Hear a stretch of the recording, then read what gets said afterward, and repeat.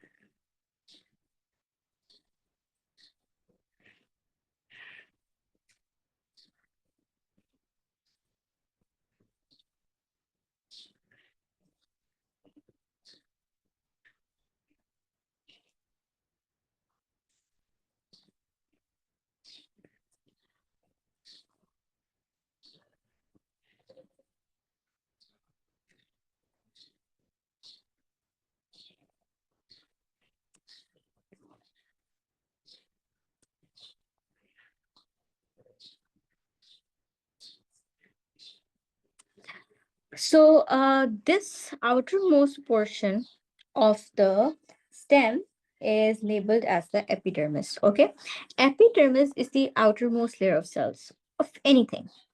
So the outermost layer of your skin, epidermis, right? Outermost layer of the plant, epidermis. Lower epidermis, upper epidermis that we also studied in the leaf, right? So technically speaking, in biology, the outermost layer is what we call as epidermis. So this is your epidermis. Okay. Then inside the epidermis, we have the cortex. Okay. This is your cortex.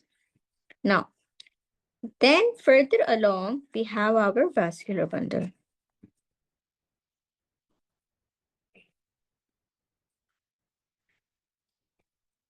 A vascular bundle now is what you guys should know. How does it look like? So a vascular bundle looks like this. One second.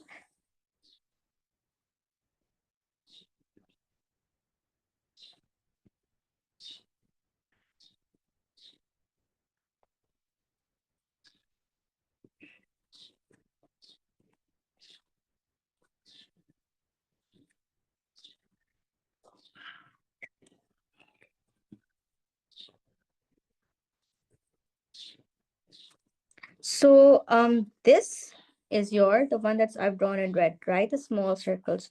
Those are your phloem vessels. And this one, the one I've drawn in purple, these are your xylem vessels.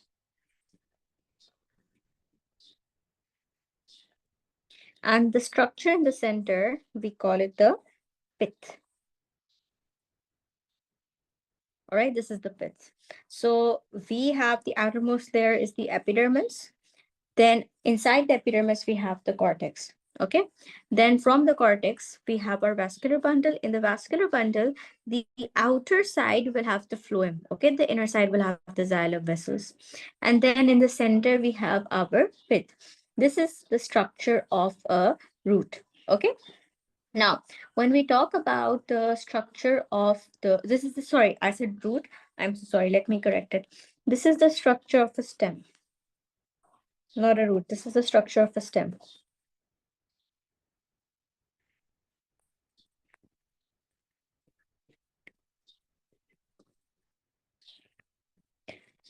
Now, let's take a look at what we would see in the structure of the root.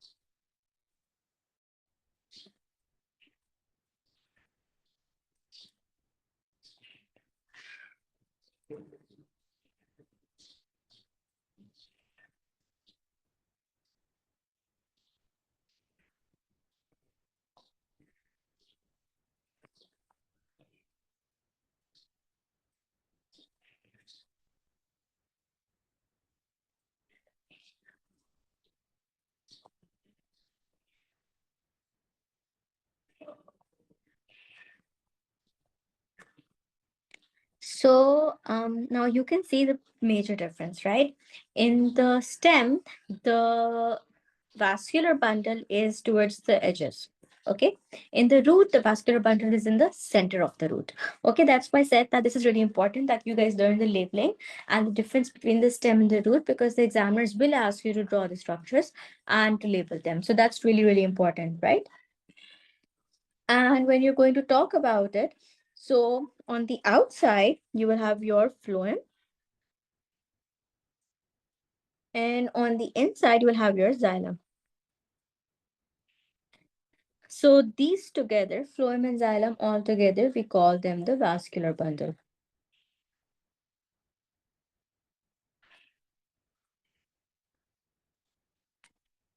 And then, of course, you are going to have your cortex. This is your cortex. And what are these squiggly lines that I have drawn? The squiggly lines that I have drawn, these are the root hair cell.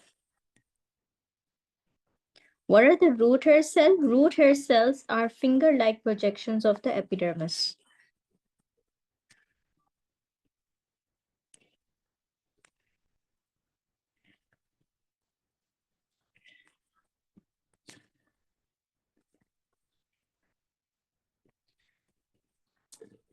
So this is the structure of the root.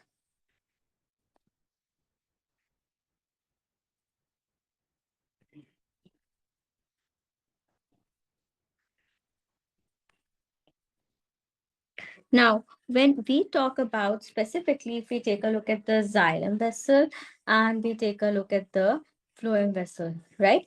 So if you take a look at xylem vessel and phloem vessel, let's specifically talk about the structure of the xylem vessel and the phloem vessel.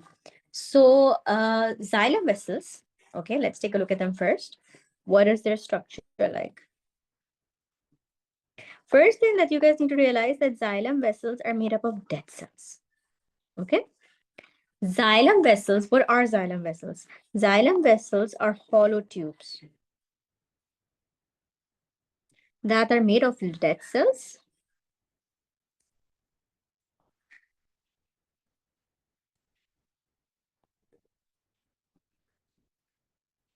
and have lignin in the cell wall.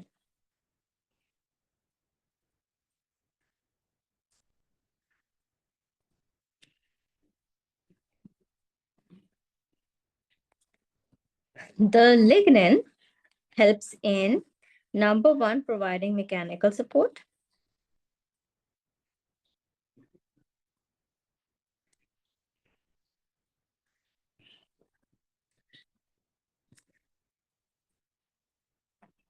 And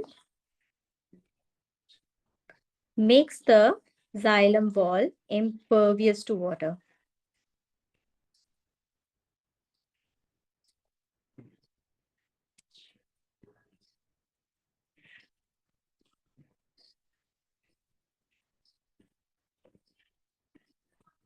So basically, xylem vessel, right? It is made up of, literally, you guys, it's made up of cells that are dead, right? At one point they were alive, but when the xylem vessel becomes mature, those cells actually die. Okay.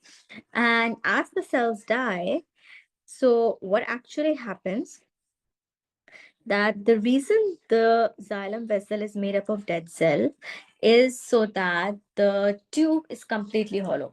There is no cytoplasm, no nucleus, no mitochondria, nothing blocking the way, right? The tube is going to be completely hollow. Why is it going to be completely hollow? So that the water, because that's the function of the xylem vessel, to transport water. So that the transport of water happens efficiently. There is no blockage in the pathway. There is no obstruction in the pathway. The xylem vessels, the water can travel through the xylem vessels in one continuous pathway, in one continuous stream, without any interruptions, without any gaps. Now, the walls of the xylem vessels, right? They have the walls of xylem vessels have lignin inside them. Okay, lignin. What is lignin? Lignin is a material that, number one, it increases the strength of the xylem vessels, right? It makes the xylem vessel stronger. Okay. So number one, lignin will make the vessels stronger. Cell makes the cell wall of the vessel stronger so that the xylem vessels can help in mechanical support. Okay. It makes the vessel stronger so that the xylem vessels can help in what, in mechanical support, right? The xylem vessels help keep the plant upright. And secondly, it makes the cell wall or the wall of the xylem vessel impervious to water. Why is that important? That is important because imagine that the water is trying to travel from the root to the leaf. Now, in the middle of going from the root to the leaf, what happens? The water starts moving out through osmosis. Is that what we want? We just want the water to randomly move out of the xylem vessel through osmosis? Obviously not, right? How is that beneficial for the plant if the water is just moving out of the tube, out of the xylem vessel through osmosis? So the lignin makes the cell wall or makes the wall of the xylem vessel impermeable to water, meaning that the water will not be able to move out of the xylem vessel. Okay? Unless or until it reaches the area where it needs to reach. So you might be wondering, all right, miss, if it can't leave the xylem vessel, if it can't leave the xylem vessel, then how does the water actually get to the leaves? Okay. So inside the xylem vessel, we have small gaps in the wall. Okay. There's small pores, small openings. These small openings are known as the pit, PIT pit. Okay. Pit. So the water can only leave the xylem vessel through the pit. That's it. So the pit is usually where a leaf is attached. All right. So the water will only be able to leave the xylem vessel if it enters or passes through a pit. Okay. Otherwise, the rest of the xylem vessel is impervious to water because of lignin. So the water is unable to move out of the xylem vessel. It will stay inside the xylem vessel. It cannot get out.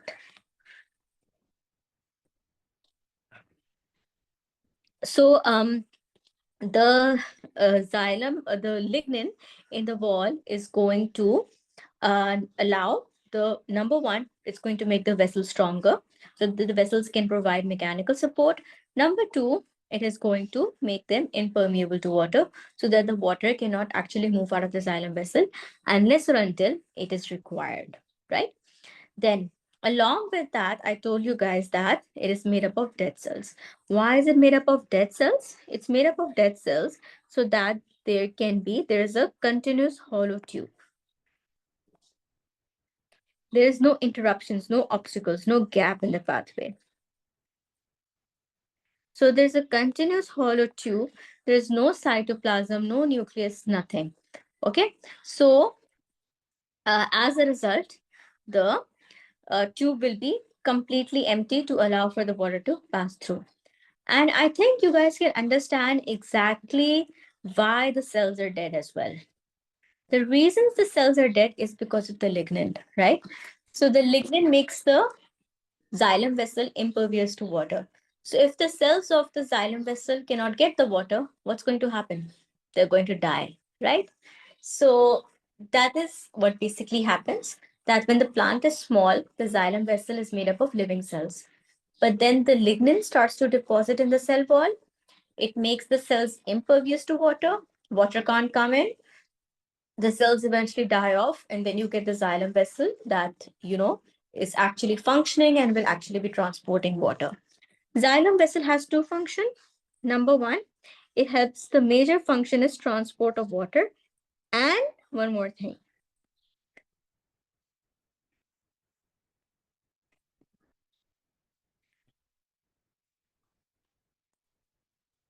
plus mineral ions. Remember that mineral ions are also transported by the xylem vessel.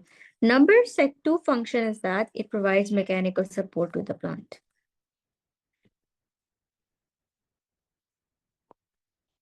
Now remember this, that movement in the xylem vessel is one way. Okay. So the water in the xylem vessel can only move from the roots to the leaves. It can't go from leaves to the roots. Remember that. Okay. The water travels in one direction only, root to the leaves, right? It only happens in one way, that's from the root to the leaves. Okay. It cannot go the other way around. It can't go from the leaves back to the root. It's only in one way. And the movement in xylem vessels is passive, meaning that it doesn't need energy. I'll explain to you guys exactly how the movement happens once we talk about how the water moves through the plant. When I go over that, I'll explain to you exactly how the water moves. But the main thing is that it does not require any energy. It's a passive movement where the water is simply going from, high concentration, low concentration. Like diffusion, it's a passive process, doesn't require any energy. Now, the second vessel that we have to talk about is phloem.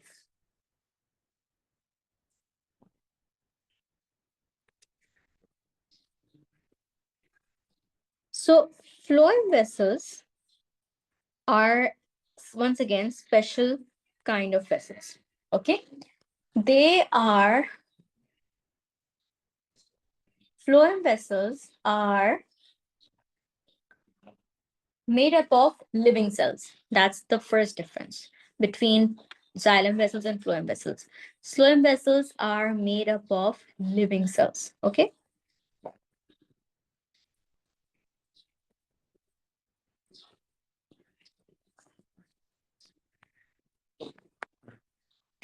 It's called sieve cells. We call them sieve, like, your colander, your sieve, the one you use in cooking, which has holes inside it. You can use it to drain pasta, all of that. That's sieve. So we call them sieve cells. Now, the sieve cells are not the only cells we find in the phloem vessels. There are another type of cells we find in the phloem vessels, and those are companion cells.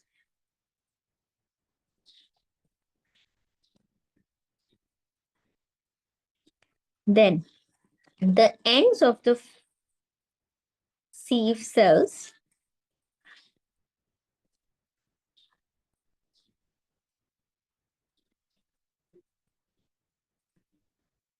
are perforated, forming sieve plates.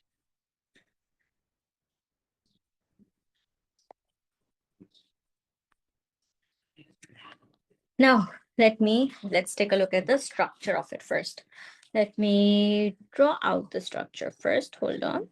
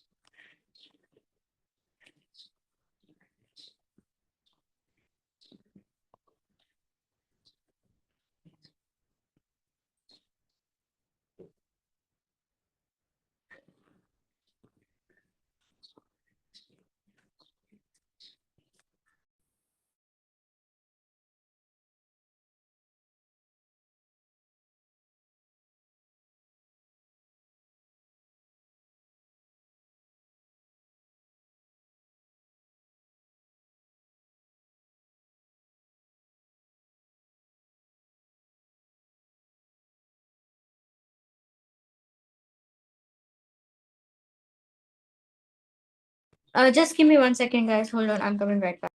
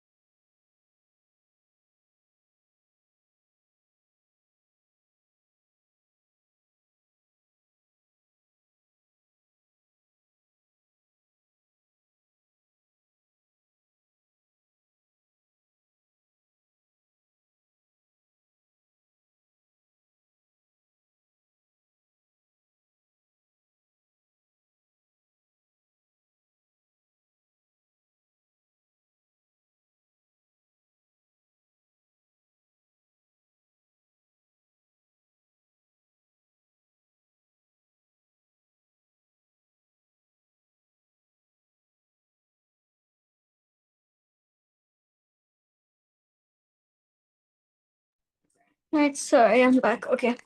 So you basically have your sieve cells. These are your sieve cells. Okay. So the ends of the sieve cells, like you guys can see, they have holes inside them. They're perforations. These ends are known as sieve plates. So these are the sieve cells.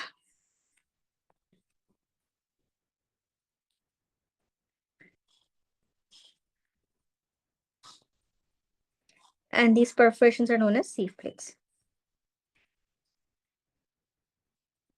Now, these sieve cells and sieve plates, I told you they're living cells. So it's not that they are empty. They're not empty. They're living cells. But they have very little cytoplasm and they have just a nucleus. That's it.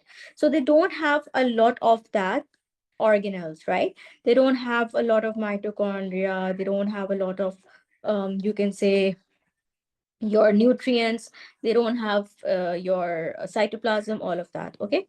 So they have very little cytoplasm and they have like a nucleus, and that's usually about it. Maybe they don't even have a nucleus, I'll check, but they usually have really, really little cell organelles. Okay. And they have a very little cytoplasm. So you might be wondering, okay, miss, if they don't even have a nucleus and they have such little cytoplasm, then how do they survive? They survive with the help of companion cells. So companion cells are literally the friendly cells, right? That's why we call them companion, because they're literally giving them company. These companion cells are rich in the cytoplasm, they're rich in mitochondria, they're rich in all of those features, right? So they are the ones that actually have a nucleus. So these companion cells provide the nutrition, they provide the proteins, everything that the cell does, the companion cell basically does it for them. So yes, even though your sieve cells, phloem is made up of living cells, those cells themselves are not that they have very little cytoplasm, but the companion cells help keep them basically alive. So these are your companion cells. And when you talk about the phloem vessels, so why do we have these holes in the ends of the cell wall, in the ends of the cells? Why do we have these perforations? To allow for the food to pass through. So the food can actually travel from one cell to another. Okay. So companion cells are rich, they have a nucleus, they have mitochondria, they have ribosomes. All of these features are found in the companion cells. The sieve cells the sieve cells themselves do not actually have a lot of you can say cytoplasm. They have very little cytoplasm, and that's usually about it. Okay. So this is what we actually basically end up seeing. And when we are going to talk about it, so in your sieve, your phloem vessels, its major function is transport of food. We call this translocation. The process is known as translocation. And your in your phloem vessels, the transport can happen both ways. So it's two-way movement. Okay. Meaning that the food can go from the root to the leaves, but it can also go from the leaves back to the root. So it's a two-way movement.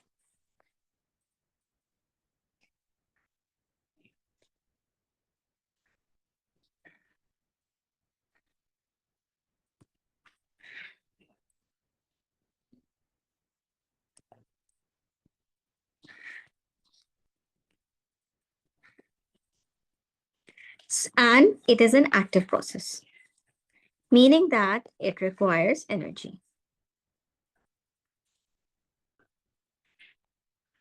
So this is the difference you guys can see between what? Between your xylem vessel and between your phloem vessel. So these are the differences between the xylem vessel and the phloem vessels. So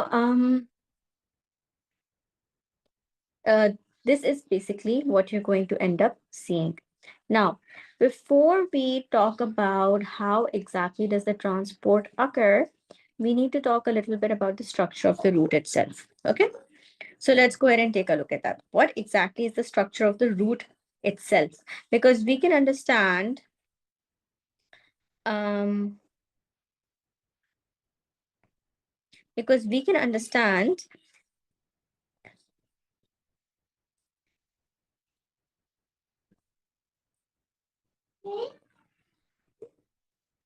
we can understand now how the xylem vessel and the phloem vessels are. But what we need to talk about before we can talk about the transport is a little bit about the structure of the root. Why are we going to talk about the structure of the root? Because obviously root is the one that's absorbing all the water and the nutrients and everything. So we do need to understand how exactly a root looks like. So when you talk about a root generally looks something like this.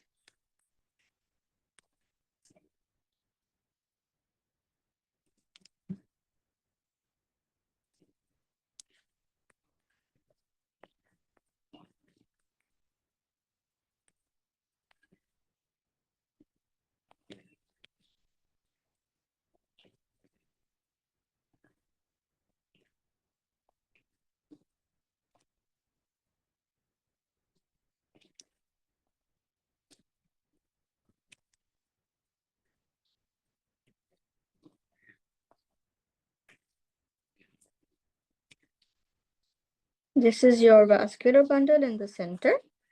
Okay, and then these are the root hair cells. So I'm only drawing them in one area, but they will be throughout the root, like they will be traveling throughout the root. I'm just drawing them in one area. So this is your root hair cell. This will be your cortex. This is the root hair cell. I'll teach you about the root hair cell in 1 second. This is the vascular bundle.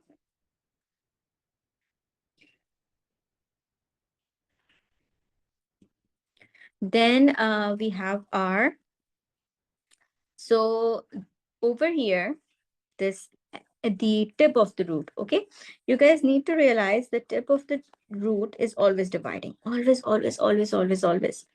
So if you ever want to study mitosis, right, what is the easiest way to study mitosis? Cut the tip of the root, right? That, because the tip of the roots are always, always dividing. So the easiest way to study the mitosis is look at the root of the tip.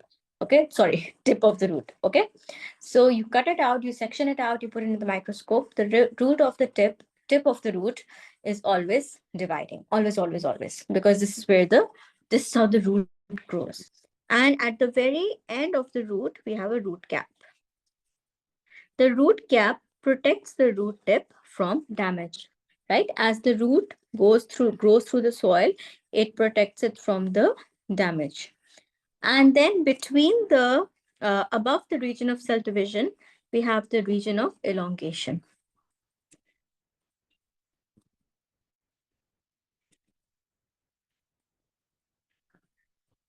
The region of elongation is the region that elongates. So it's just getting longer and longer and longer and longer. Okay. And then the region of division is where the cell division actually occurs. Later on, not right now, but in after we finish this topic, one of the things we have to take a look at is coordination in plants. So in coordination in plants, I'm going to teach you guys exactly how plants respond to light and gravity. So I'll teach you guys then exactly how these roots and shoots grow. Now,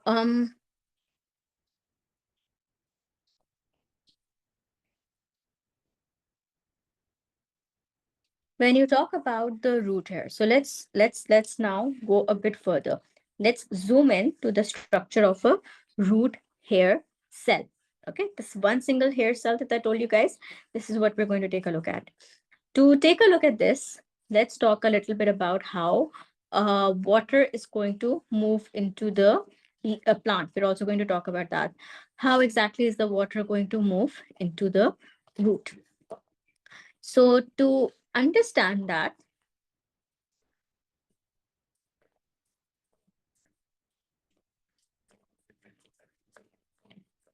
actually, No, we're not going to start from the root. I'm going to go top to bottom.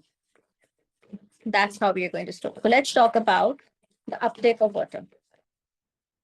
Let's talk about uptake of water. How is water transported?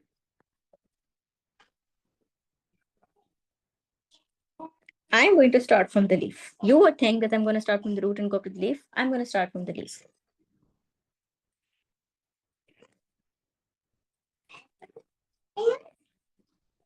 One second.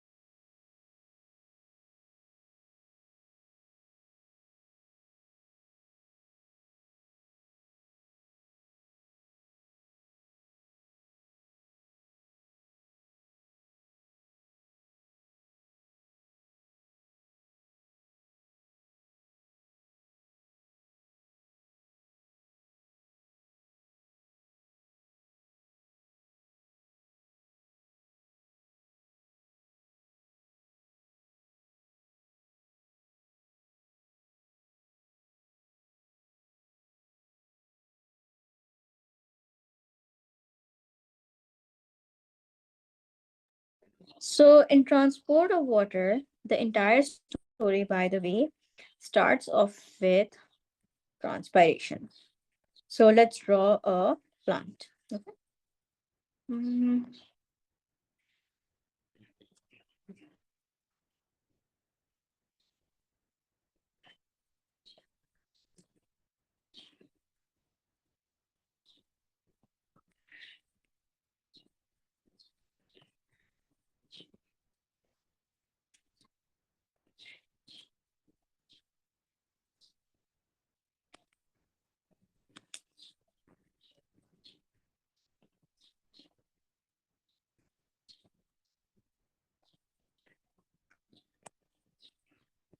So, when we talk about the leaf, right, the leaf loses water through the stomata. Okay. The leaf, the water evaporates from the leaf through stomata. Okay. Step number one, water evaporates from the leaf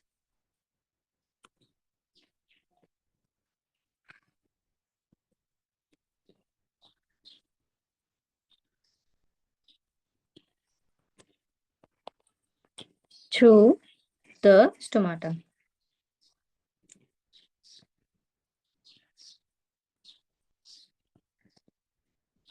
Okay. This process is known as transpiration. So I'll explain to you guys with the structure of the leaf how this happens. I'm just going over the steps one by one, but I'll explain every step in detail as well. So transpiration is simply the fact that the water evaporates from the leaf through the stomata.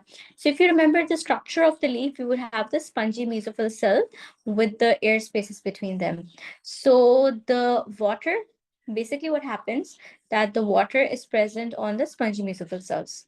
So it evaporates or moves through diffusion. This is diffusion from the spongy mesophyll cells to the air spaces. Then from the air spaces, it moves out through the stomata. This process known as transpiration.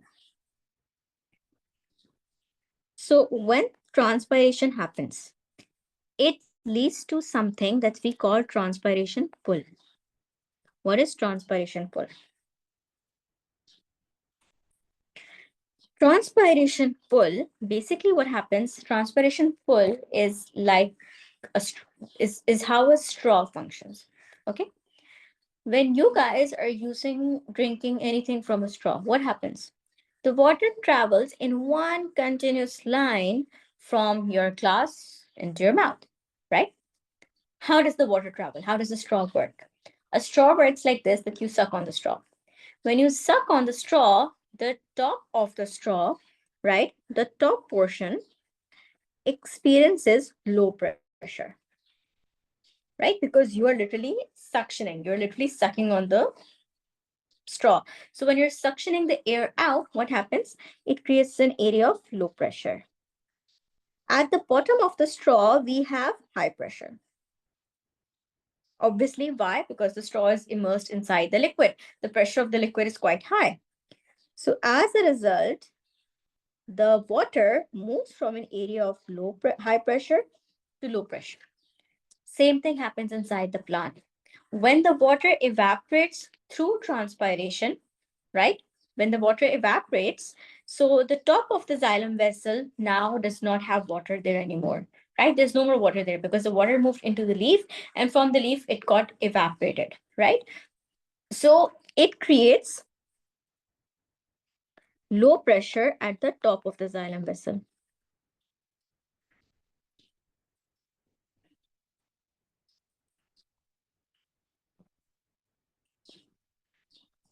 It creates a low pressure at the top of the xylem vessel, right? Because the water evaporates from the leaf. So this creates low pressure at the top of the xylem vessel. And at the bottom of the xylem vessel, there is high water pressure. Why? Because obviously the bottom of the xylem vessel is inside the root, and the root is surrounded by water inside the soil. So bottom of the xylem vessel has high water pressure.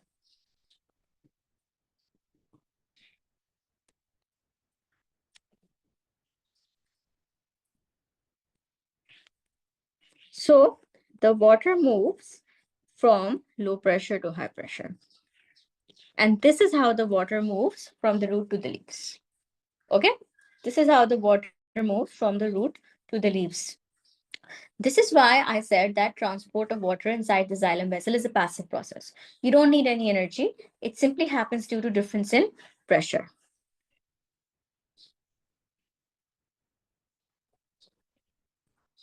Now, obviously, this creates a problem, right? What's the problem? If all the water has moved from the bottom of the plant to the top of the plant, so now there is less water at the bottom of the plant. So again, now there's less water in the root. So the water will move from the soil to the root through osmosis.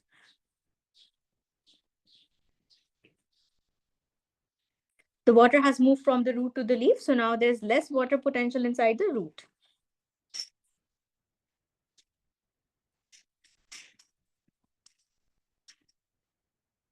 So water moves into the root from the soil through osmosis.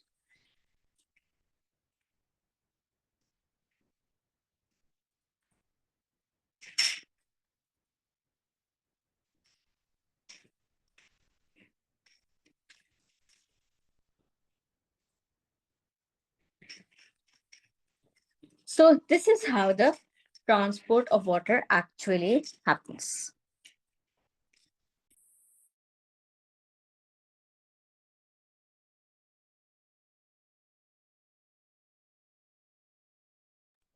So this is how the transport of water happens. Now we have to study the entire process of how the transport of water happens in more detail. Like, yeah, we've gone over the major concept of it. If you guys understand this, then you guys have got the basic hang of the topic.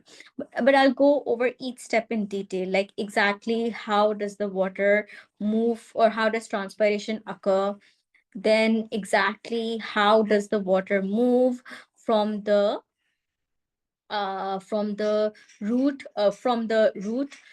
to, sorry, from the soil into the root. And I'll go over all of that with you guys. Okay, but before I go over all of that with you guys, I want to talk about the transport of food. These are the general steps for transport of water.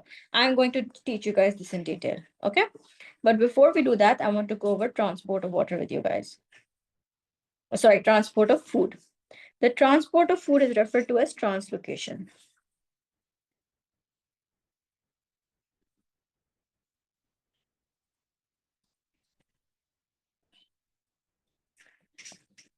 So translocation, I told you guys, is an active process, right?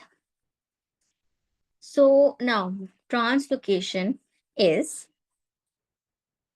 the movement of sucrose and amino acids. The sucrose and the amino acids and the, like the other substances like your lipids, all of these We call it phloem sap. Okay, phloem sap. So inside the phloem vessels, it travels as sort of like a liquid. It has all the nutrients in it. So that liquid is known as sap of the tree. You know, like if you ever drill into a tree, you get that sticky liquid. That's the sap. So that's basically your phloem sap. From the source to the sink.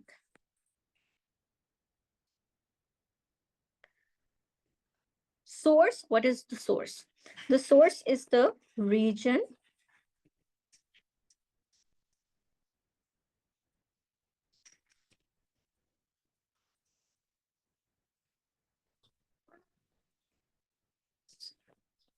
of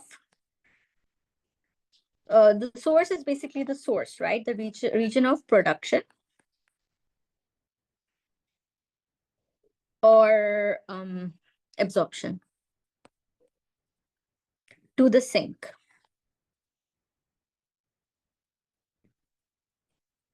So sink would be the region of storage or growth. I'll explain this to you guys. We are going to take the example of a potato plant. Okay. So you guys know that potatoes usually the harvest usually comes around winter, right? That's the thing with potatoes. You'll find them all year around, but that's because you can store them really well. But the new potatoes usually come around winter. So what is going to happen is this, that in the summertime, let's say, sorry guys, one second.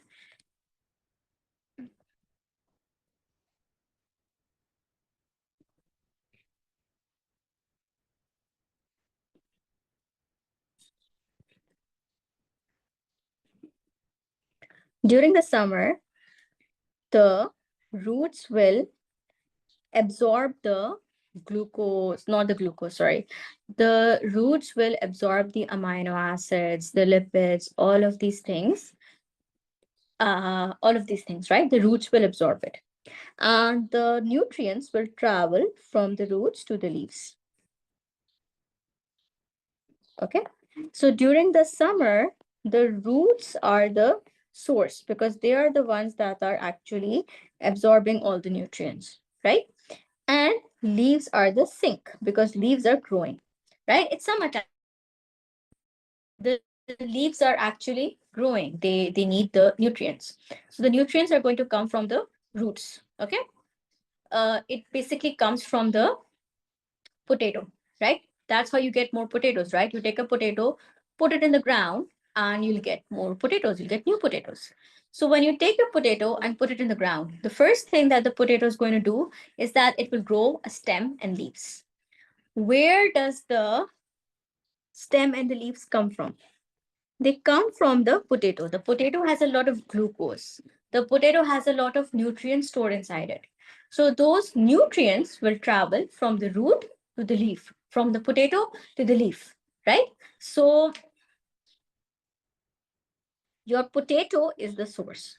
That's where all of the glucose is stored right now. Okay, this is where all of the glucose is stored right now. So it travels to the leaf, and that's how the potato plant grows. It goes from the source to the sink, and that's how the potato plant will grow. It will get bigger, it will start to make the leaves. Once the leaves have been made, the leaves will start the process of photosynthesis. Okay, now what is going to happen that eventually when winter will come around, the leaves are now ready. Okay, the leaves have started the process of photosynthesis. So now the leaf will start putting the leaf will start transporting uh, the glucose, the nutrients, because leaf is now the site of production, because now the leaves have grown. The leaves have grown, so now the leaves are going to start producing what? They're going to start producing their own food. When they start producing their own food, that food goes to the roots, and then the roots grow into the potatoes that you know, right?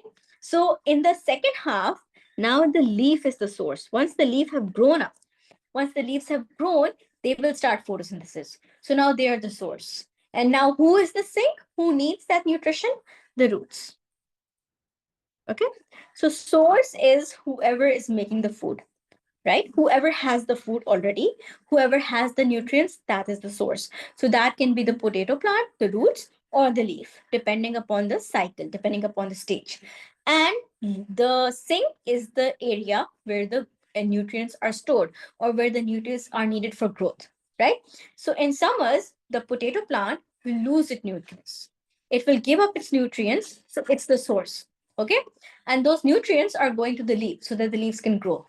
So the sink is the leaves because they need the nutrients, and the potato or the roots are the source because they're providing the nutrients.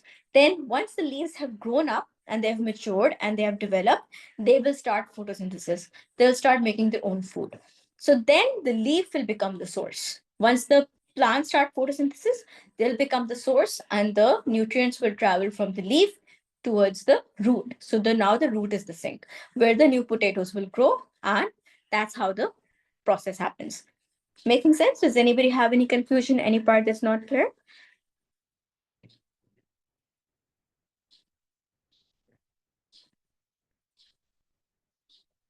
Hajra, Mariam, Al Johara, any confusion in any part?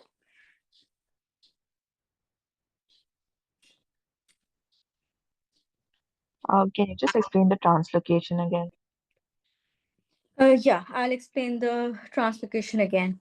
So, in translocation, basically, is movement of food, right? So, food is going to be your amino acid, it will be your glucose, your carbohydrates, lipids, all of these are food. Okay. So the food is known as phloem sap because all these nutrients are inside the phloem vessels in the form of a liquid. So we call it phloem sap. So the translocation is the movement of that sap from source to sink. So take the example of a potato. Okay. Let's say you have taken, like, if I ask you right now, can you please go grab a potato from your kitchen, put it in the soil outside, water it up? What's the first thing that will happen? After a few days, the potato is going to start growing leaves, right? First, it will grow a bit of shoot, then it will grow some roots, then it will start to grow leaves. Where does the energy come from? How is it that those leaves are able to grow? How is it that the shoot is able to grow? Where does the energy come from? The energy comes from the potato, right? So potato is the source, okay? Because that's where the energy is coming from. And where is the energy going? The energy is going to the leaves. So the leaves are the sink, okay? Now, what is going to happen that the leaves will use the energy from the potato, they will grow, they'll get bigger, and once they're big enough, they will start photosynthesis. Now the situation has changed. Now the leaf is the source because the leaf is now making the food. The leaf is now providing the food. And that food will travel from the leaf to the roots, right? Because the potato has given up all its nutrition. The potato gave its nutrition to the leaves, and the leaves have now grown. Now the leaves will start photosynthesis. So that energy is now provided by the leaves. So now the leaves are the source, okay? And the leaves will then start transferring the energy to the roots or transferring the food to the roots. So when the energy goes to the roots will grow new potatoes, right? The energy will be stored in the roots as new potatoes. So this movement that you're seeing, source to sink, this movement of the food is what we call translocation. Right? Is it a bit more clearer now? Yeah. All right. Okay, so guys, we'll go ahead and stop it over here for today, and we'll continue with this chapter in the next class. All right? Yes. Okay. All right. Thank you so much, guys. I'll see you all in the next class. Have a good day, everyone.